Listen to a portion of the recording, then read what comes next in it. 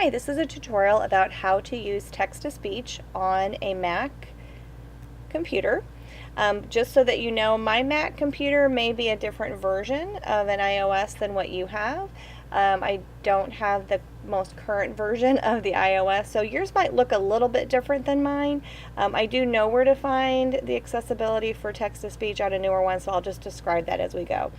So to get to that menu, you're going to click your Apple in the top left-hand corner of your screen. You're going to then select System Preferences.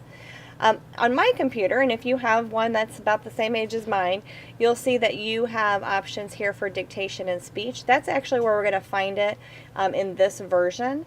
If you have a newer version, you will find that feature in accessibility. But we're looking for text to speech. So I'm going to go ahead and click on that.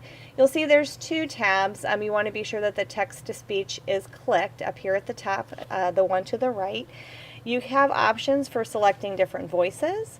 You have options for changing the speaking rate, which is the next item.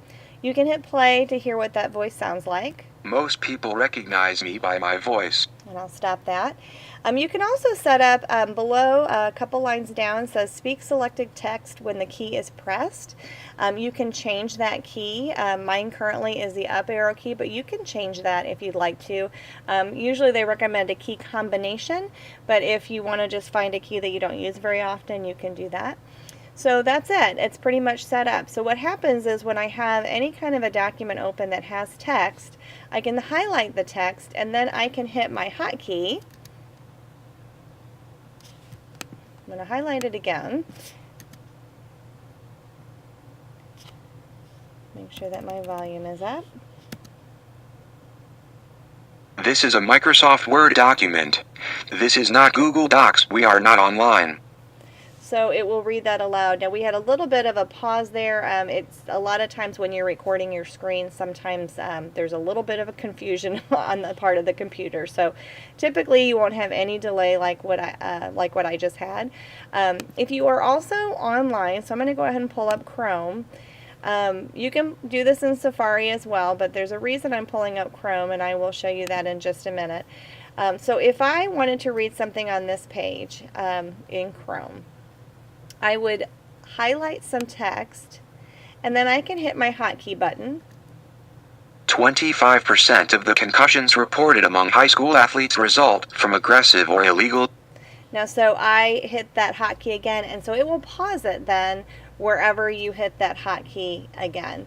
So just so that you're aware that that starts it and stops it. Now, the other thing to be aware of is you have options as well that live on your Chrome extension toolbar up here at the top of the screen. Our school district has added select to speak for all student accounts, so it just lives there.